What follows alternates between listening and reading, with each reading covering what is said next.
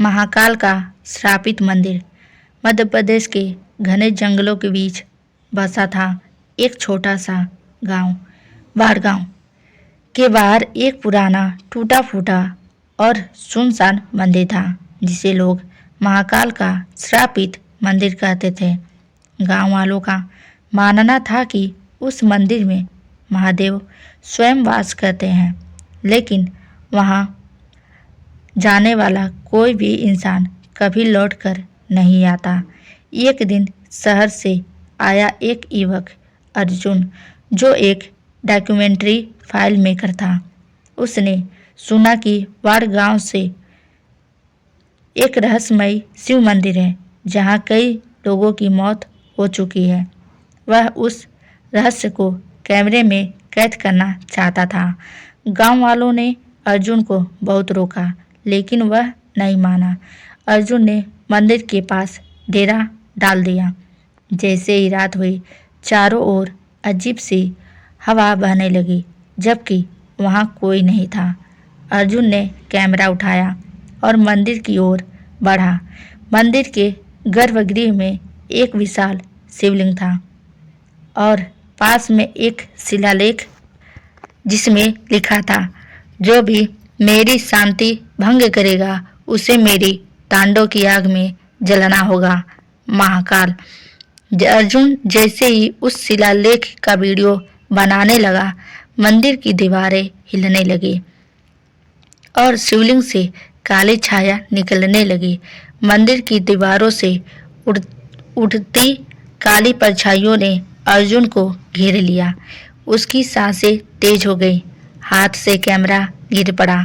तभी मंदिर के भीतर स्थित शिवलिंग के पास से एक आवाज आई, तू कौन है जो मेरी नींद भंग करने आया है? अर्जुन ने कांपती आवाज में कहा, मैं सिर्फ सच्चाई जानना चाहता हूँ आपके बारे में।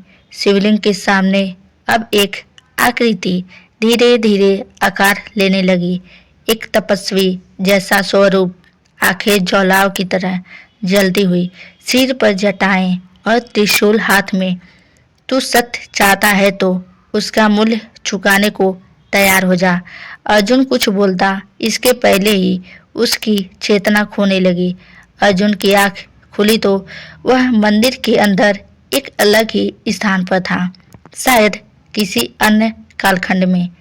उसके सामने वही मंदिर था, लेकिन जब नया और चमचमाता हुआ।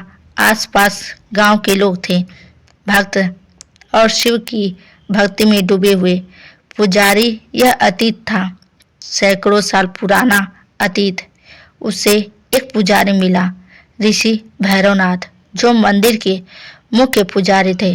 उन्होंने बताया, यह मंदिर महाकाल के सबसे क्रोधित रूप महाकाल को समर्पित है, लेकिन कुछ वर्षों बाद इस पवित्र स्थान पर बलि और तंत्र की काली छाया पड़ने वाली है।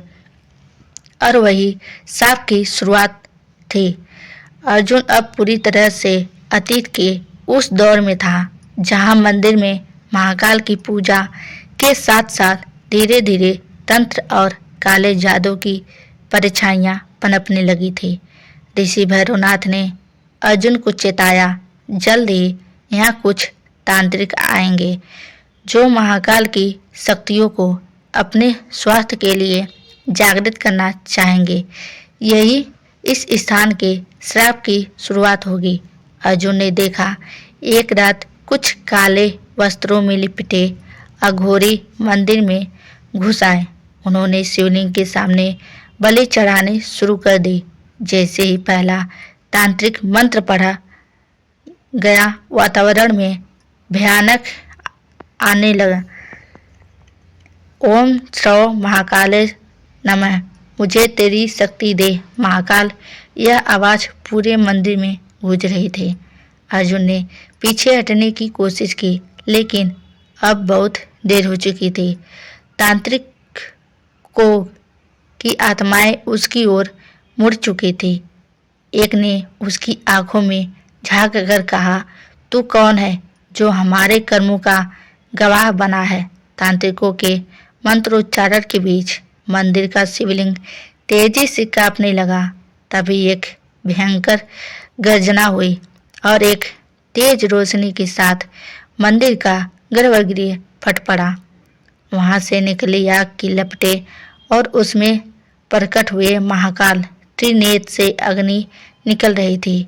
उनके हाथ में त्रिशूल, गले में सर्प और आंखों में विनाश की ज्वाला थी। महाकाल ने तांत्रिकों की ओर देखे और बोले, शिव की शक्ति केवल भक्ति से मिलती है, छल और लालच से नहीं। और एक क्षण में पूरा मंदिर आग की लपटों में घिर गया। तांत्रिकों की आत्माएं तड़पने लगी और राख में बदल गई। अर्जुन सब कुछ देख रहा था। महाकाल ने उसकी ओर देखा और कहा, अब तू जान चुका है श्राप का कारण, जबकि अभी परीक्षा बाकी है। जब महाकाल ने कहा, तेरी परीक्षा अभी बाकी है, तभी अर्जुन की आंखों के सामने एक चक्र घूमने लगा, जैसे ही समय की सुरंग खुल गई हो। अगले पल वह वापस वर्तमान में अपने कैमरे और तंबू के पास था। सब कुछ शांत था, जैसे कुछ हुआ ही नहीं। लेकिन नहीं, उसके कैमरे में सब कुछ रिकॉर्ड हो चुका था। तांत्रिक श्राप, महाकाल का प्रकट होना, सब कुछ। अर्जुन जैसे ही कैमरा उठाने गया, हवा में अचानक से ठंडक फैल गई। पेड़ों के बीच वही काली परछाइयां दोबारा निकलने लगी। वह तांत्रिक आत्माएं अब उसके पीछे लौट आई थी। श्रापित आत्माएं समय की सीमाएं नहीं मानती। अर्जुन को महाकाल की गूंजती हुई आवाज याद आई। अर्जुन दौड़ता हुआ गांव की ओर भागा, लेकिन हर रास्ते पर वही आत्माएं उसका पीछा कर रही थीं। कुछ गांव वालों ने जब उसे देखा तो डर कर घरों में छिप गए। गांव का एक बूढ़ा जयराम बाबा बोले, तेरे साथ जो आया है वह अब तुझे चैन से नहीं जीने देगा। तूने महाकाल को देखा है, अब तुझे उनके परीक्षा देनी ही होगी। रात होते ही अर्जुन के चारों ओर तांत्रिक आत्माएं प्रकट हो गईं। वह उसे घेरे खड़ी थी और दूसरे उसके शरीर में प्रवेश करने की कोशिश कर रही थी। तभी एक दिव्य रोशनी प्रकट हुई और महाकाल की एक झलक दिखी। अर्जुन, इन आत्माओं से लड़ना है तो सिर्फ मन की शक्ति से। तू यदि भयभीत हुआ तो ये तुझे निकल जाएंगे। अर्जुन ने आंखें बंद की और मन ही मन ओम नमः शिवाय का जाप शुरू किया। आत्माएं चिल्लाने लगी, धुआं बनकर हवा में उड़ गई। अर्जुन मंदिर की चौखट पर वापस खड़ा था, जहां सब कुछ शुरू हुआ था। मंदिर अब पूरी तरह खंडहर में बदल चुका था। छत टूटी हुई, दीवारों पर दरारें और चारों ओर सिर्फ राख। तभी मंदिर के बीचों बीच एक अग्नि कुंड जल उठा और उसी से महाकाल की आवाज आई, अब तुझे अपने कर्मों का उत्तर देना ही होगा। सत्य जानना सरल था, पर सत्य को सहना कठिन है। अर्जुन को अब 3 आत्माओं से लड़ना था। पहली आत्मा, तांत्रिक की आत्मा, आग से बाहर निकली और चिल्लाई, हमने जो साधना की थी तू उसे नष्ट नहीं कर सकता। लेकिन अर्जुन ने शिव मंत्र का उच्चारण करते हुए त्रिशूल का चित्र हवा में बनाया। आत्मा चीखती हुई भस्म हो गई। दूसरी आत्मा, भय की आत्मा, उसके बचपन के डर, असफलता, अकेलापन और मृत्यु का भय बनकर सामने आई। अर्जुन की आंखों से आंसू निकल आए। मैं तेरे अंदर ही हूँ, तुझसे अलग नहीं, आत्मा फुसफुसाई। अर्जुन ने महाकाल का ध्यान करते हुए कहा, जो शिव से जुड़ गया वह किसी से नहीं डरता। आत्मा धुएं में बदल गई। अब बची थी तांत्रिक अंतिम परीक्षा, मोह की आत्मा।